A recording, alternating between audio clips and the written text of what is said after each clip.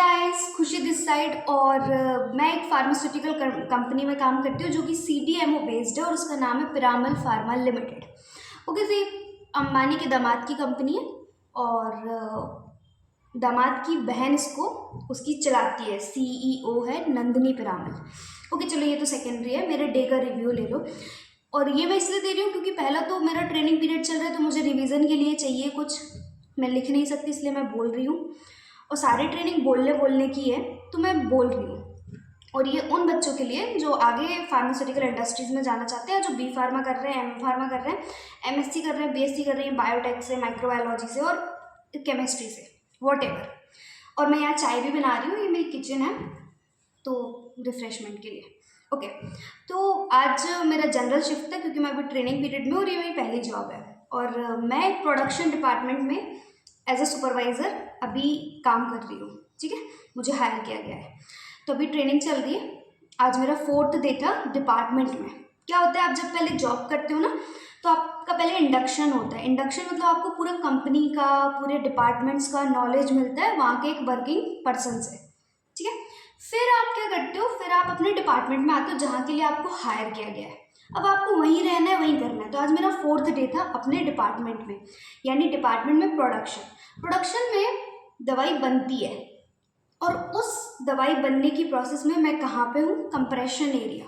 Compression जहाँ हम powder से दवाई बनाते हैं, उस प्रोसेस को कंप्रेशन कहते हैं। और वहाँ एक पूरा का पूरा सिस्टम वर्क करता है जिसको कंप्रेशन सिस्टम कहते हैं, वहाँ मैं हूँ। ठीक है, अब मेरा काम क्या है वो सेकेंडरी है, अभी वो मुझे भी नहीं पता। I am on my training. तो आज मैंने क्या सीखा, मैं पहले डिपार्टमेंट गई, मैंने अपने सुपरवाइज़र को बताया कि सर मैं आ गई हूँ एंड टेक माई अटेंडेंस, तो उन्होंने मेरी अटेंडेंस ली। फिर मैं अपने मैनेजर के ऑफिस में गई, जो मेरे डिपार्टमेंट का ऑफिस है। मैंने वहाँ जाके अपने मैनेजर को अपनी शक्ल दिखाई, सर मैं आ गई हूँ। और मैंने उनको बोला कि सर मेरी ट्रेनिंग स्टार्ट करवा दीजिए क्योंकि मुझे ट्रेनिंग करनी है।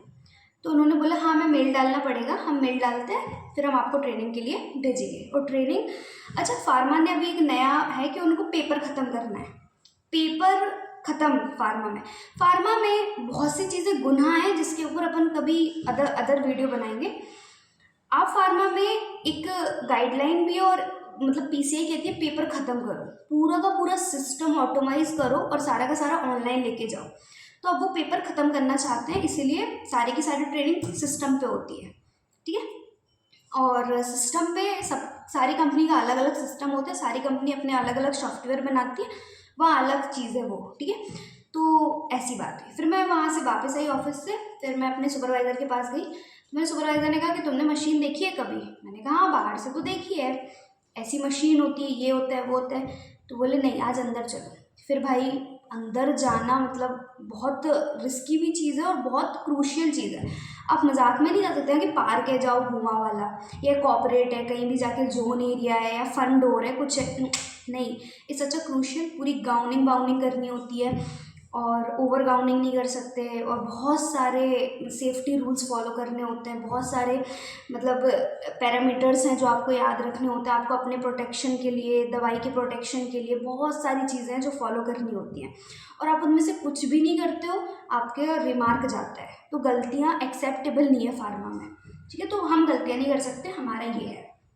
तो मैं क्या बता रही हूँ, तो भाई गलतियों का तो अपने पे ऑप्शन नहीं है, तो अब अपन गलतियाँ नहीं कर सकते तो क्या ही है। फिर मैंने अपनी सुपरवाइज़र से गाइडेंस ली, मैंने कहा सर बताओ क्या करना है, कैसे करना है, कैसे जानना है अंदर। तो उन्होंने मेरे को बताया, मैंने वैसे गाउनिंग करी।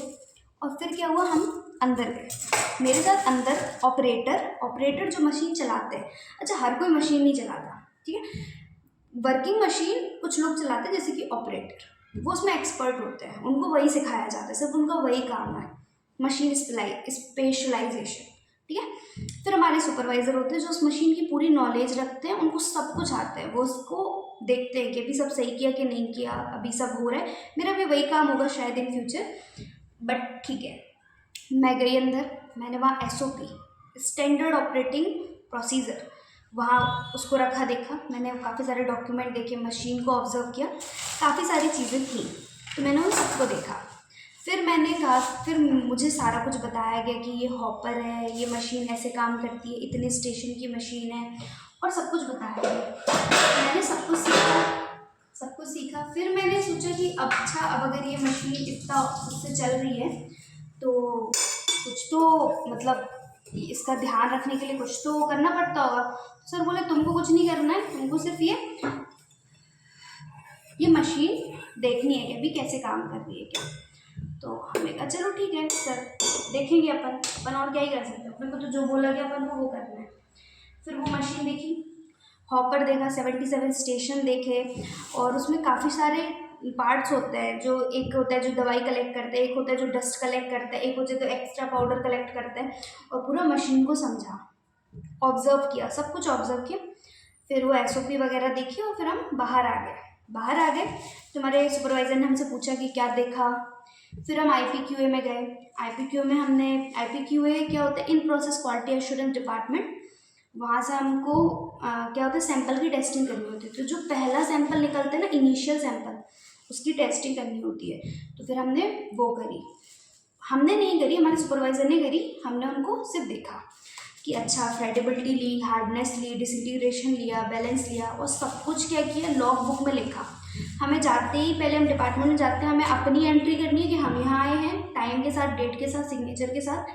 फिर हमने जो भी वहाँ पे यूज़ किया उन सब की अलग अलग लॉग बुक है, हमें उन सबको, उन सारी लॉग बुक्स में अपना एंट्री करना है। एंट्री करने के बाद जो हम पहले हम एंट्री करेंगे, फिर हम वो यूज़ करेंगे, फिर हम दूसरे उस पर जाएंगे, इंस्ट्रूमेंट पे, ठीक है। फिर हमने बैलेंस यूज़ किया, बैलेंस की लॉग बुक में सब कुछ एंट्री करी अपनी, फिर हमने बैलेंस यूज़ किया, एंड दैट्स इट। फिर हम दूसरे वाले इंस्ट्रूमेंट पे गए। ये प्रोसेस चलती रहती है। अब ये प्रोसेस चल रही थी, उसके बाद अभी और क्या होता है, फिर हमने वो किया, फिर हमने सबका ना प्रूफ। अच्छा, फार्मा में क्या बातें नहीं चलती, मैं ये चीज़ क्लैरिटी देना चाहती हूँ। फार्मा में बातें नहीं चलती कि आप सर ऐसा हो गया, सर इतना आ गया था, नहीं, ये नहीं चलता उधर। फार्मा में उनको प्रूफ चाहिए, ठीक है, कि अच्छा ऐसा है, कहाँ है इसका प्रूफ। तो अगर तुमने बैलेंस निकाला और तुम्हारी एक टैबलेट का वेट इतना है, तो अगर वो टैबलेट का वेट उतना है तो कहाँ है वो प्रूफ। तो भाई तुमको हर चीज़ का वेट बैलेंस निकालना होता है, हर चीज़ का प्रिंट आउट निकालना होता है। सब सिस्टम के पास सबका अलग अलग प्रिंटर होता है। तुम प्रिंट आउट निकालो, बहुत एडवांस चीज़ें होती हैं, और प्रिंट आउट निकालो और प्रिंट आउट चिपकाओ अपने इसमें, BMR में। BMR में सारा ऑप्शन दिया रहता है, सारे पेज कॉलम डिज़ाइन होते हैं कि तुम यहाँ ये चिपकाओ, वहाँ वो चिपकाओ, ऐसे तुमको पूरा सब वैसे ही काम करना है जैसा स्टैंडर्ड है। फिर सिग्नेचर करने हैं अपने, सब कुछ मेंशन करने के बाद, और फिर ही अपने काम से फ्री होना है। फिर ये किया हम लोगों ने, फिर हम लोग बाहर निकले, फिर सर ने IPQA बंद किया और हम लोग फिर अपने कंप्रेशन यूनिट में आ गए, ठीक है। तो यहाँ थोड़ा सा नॉइज़ होगा, पर ये मेरे रूम की टेरेस है।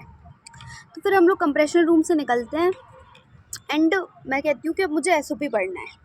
क्योंकि मुझे SOP इसलिए पढ़ना है क्योंकि मुझे SOP का नॉलेज नहीं होगा, मुझे किसी चीज़ का नॉलेज नहीं होगा।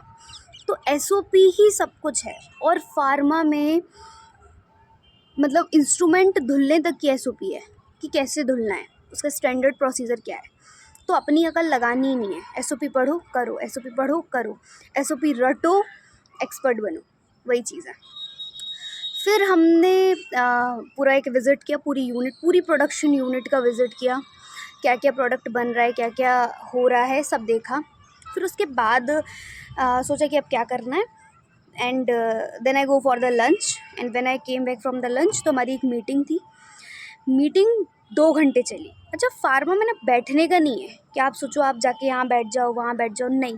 कुछ पर्टिकुलर एरियाज़ में स्टील की चेयर होती हैं जहाँ आप बैठ सकते हो, क्योंकि वो नॉन रिएक्टिव होती हैं, इसलिए वो होती हैं। तो वहाँ पे जाके बैठ सकते हैं, लेकिन ऐसे नहीं कि आप आराम कर रहे हो, सोफ़ा डला है बैठे हो, ये कुछ नहीं होता। और कॉर्पोरेट जैसा सिस्टम भी नहीं होता, हर कोई सिस्टम पे काम नहीं कर रहा होता। तो फिर बैठने का कोई काम, तो हमारी 2 और 3 घंटे कुछ मीटिंग चली। हाँ, 2-2.5 घंटे चली करीबन, मतलब ऐसा कह सकते हैं कि 3:24 पे स्टार्ट हुई थी और 4:59 तक चल रही थी। अब तो देख लो फिर मतलब कितना टाइम हुआ। उतने टाइम तक हम लोग खड़े रहे, फार्मा का समझाया गया, गाइडलाइन समझाई गई, काम को कितना सीरियस लेना है वो समझाया गया, गलतियाँ कितनी क्रूशियल है वो समझाई गई, और हम फ्रेशर्स हैं तो हमको कैसा। एक्चुअली ये मेरा पहला लॉन्ग वीडियो है, तो मुझे इतनी नॉलेज नहीं है कि क्या करना चाहिए क्या नहीं, तो अभी अगली बार से मैं अपना फ़ोन फ्लाइट मोड पे पहले रखूँगी। एंड बस वो मीटिंग ख़त्म हुई, हम लोग बाहर निकल आए तो बस फिर हम घर आ गए। हमें हमारे डोर स्टेप से बस लेने आती है और बस छोड़ने आती है, तो ये बेस्ट फैसिलिटी एवर है। And thank you, here is my day review. अच्छा लगे तो लाइक शेयर सब्सक्राइब करें और फॉलो करें फॉर मोर डे रिव्यू, रोज़ करेंगे।